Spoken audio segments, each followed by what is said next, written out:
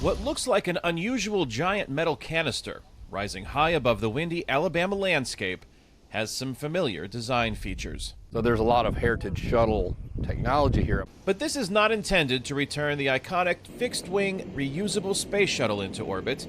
It was retired in 2011, the last time NASA sent an astronaut into space from the U.S. What is taking shape today at NASA's Marshall Space Flight Center is the core of a new Space Launch System, or SLS. The piece behind me is the liquid hydrogen tank. Mike Nichols is one of NASA's lead engineers testing new rocket technology. In order to prove that it's strong enough to survive launch, they build this structural test article, send it to us, we install it in the test stand. We do tests, which involves using hydraulic cylinders to apply loading to it. Historian Brian Odom says it's just one piece of the larger Space Launch System, which will launch a new Orion capsule into space. So the work you see in the background is for the liquid oxygen, the oxidizer for that SLS vehicle, to see if it's going to be able to withstand those pressures, those intense dynamics at launch. And so we're making sure that our models are correct, and so far everything's looking good. Once testing of these rocket stages is complete here at the Marshall Space Flight Center, the goal isn't just to return astronauts to orbit from Cape Canaveral. There are far greater goals in mind.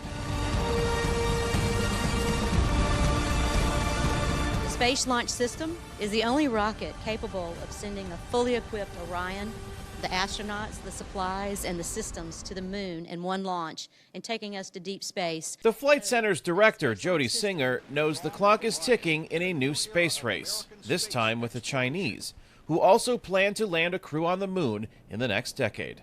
I applaud them. Why would be upset because the Chinese are doing something? They're very, very good at what they do.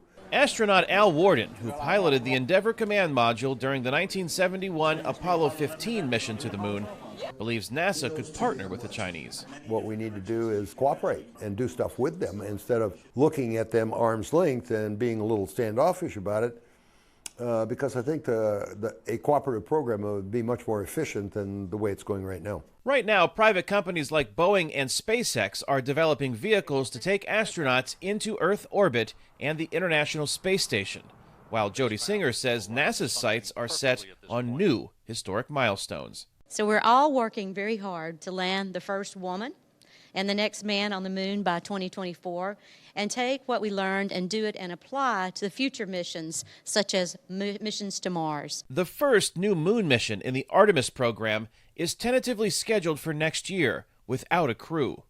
Artemis 2 plans to send astronauts around the moon in 2022, with Artemis 3 touching down on the lunar South Pole in 2024. Kane, Farabaugh, VOA News, Huntsville, Alabama.